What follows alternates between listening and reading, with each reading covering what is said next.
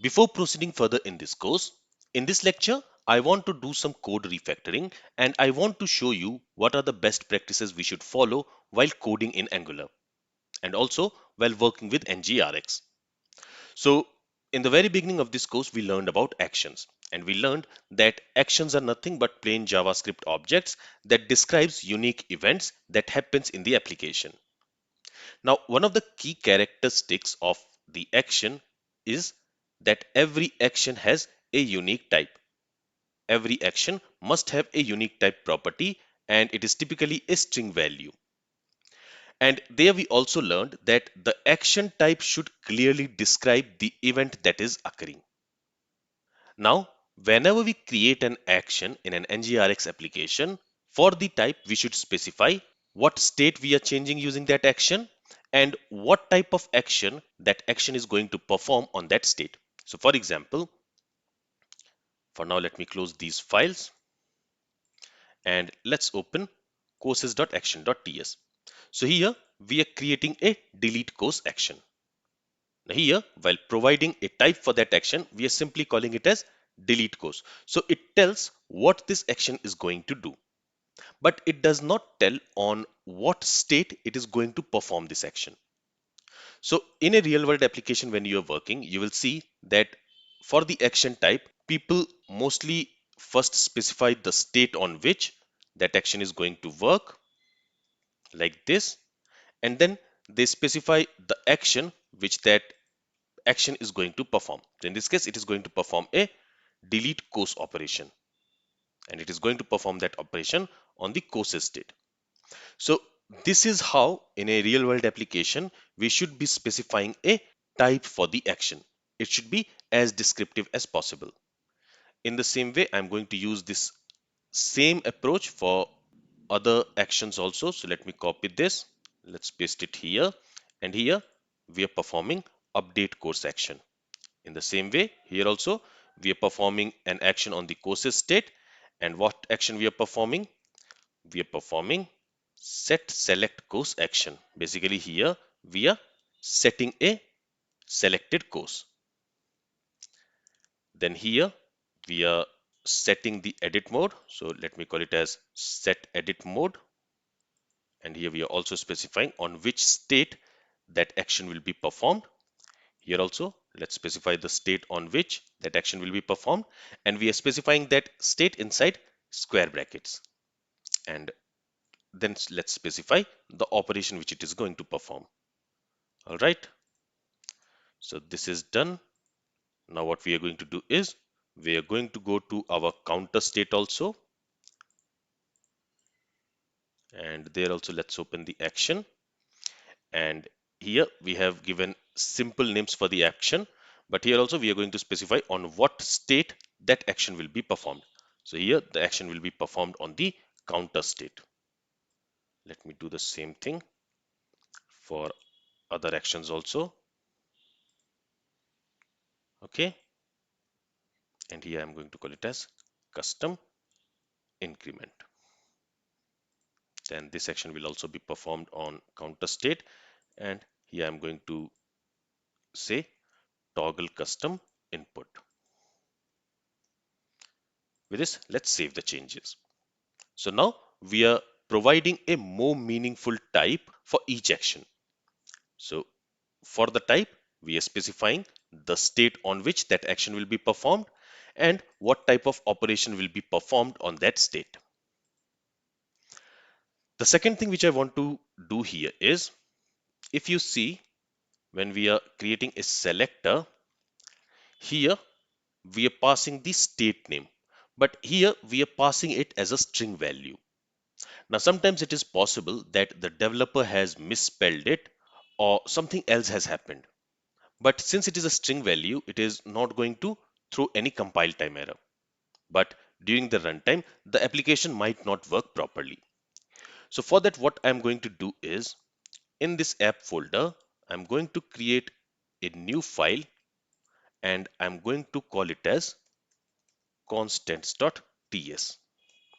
And inside this file, we are going to create our constants and we are going to export it. So here I am going to create a constant called counter underscore state, and let's use const keyword before this.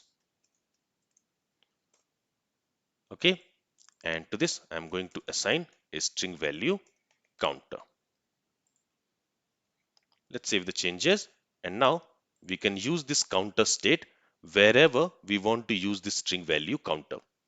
So here, let's go to counter selector.ts, and there, instead of passing a string value, let's use that constant, which is counter underscore state. And to use this, let's also import it.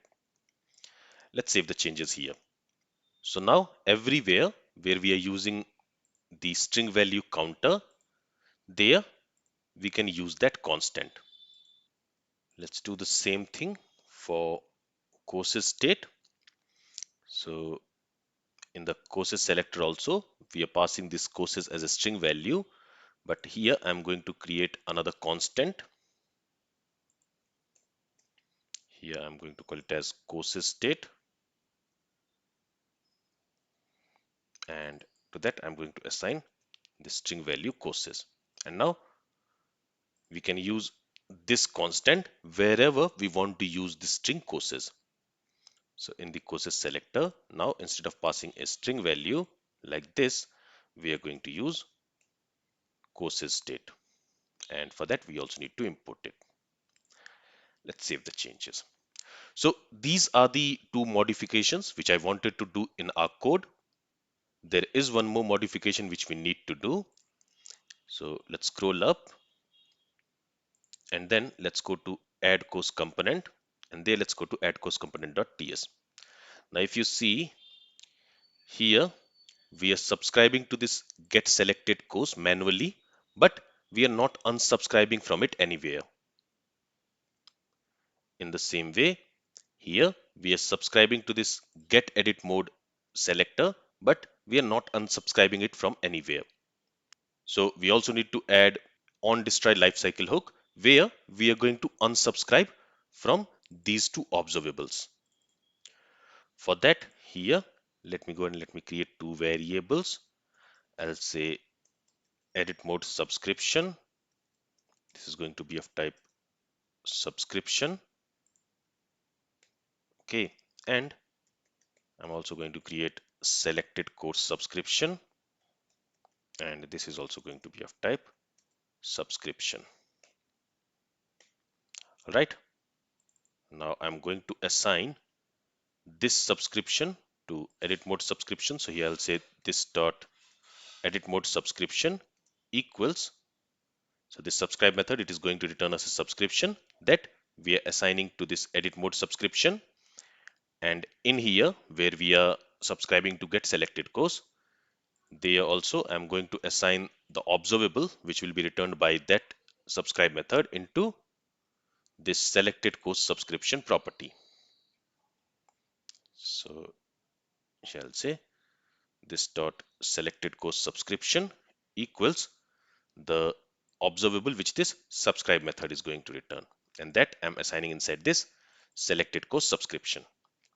Now let me also go ahead and let me implement OnDestroy interface, and here let's go ahead and let's add OnDestroy lifecycle hook. Okay, and in here we will say this dot edit mode subscription dot unsubscribe, and this dot selected course subscription dot unsubscribe. Okay, so this is another thing which I wanted to do here. All right, with this we have already added all the functionality in our application. We have added add, update, and delete functionality. So for example, if I click on this delete button, the course has been deleted. If I click on this edit button, and if I edit something in the title, and when I click on this update course, you will see that the title has been updated. And in the same way, the add functionality should also work. Okay, if I restart the application, then we have initialized the courses state with two courses. So those two courses has been rendered here. Now in the next lecture, we are going to create a separate module for this courses route and for this counter route. Okay, so for each of them, we are going to create separate modules and then we will lazy load them. Let's see that in our next lecture. This is all from this lecture. If you have any questions from this lecture, then feel free to ask it. Thank you for listening and have a great day.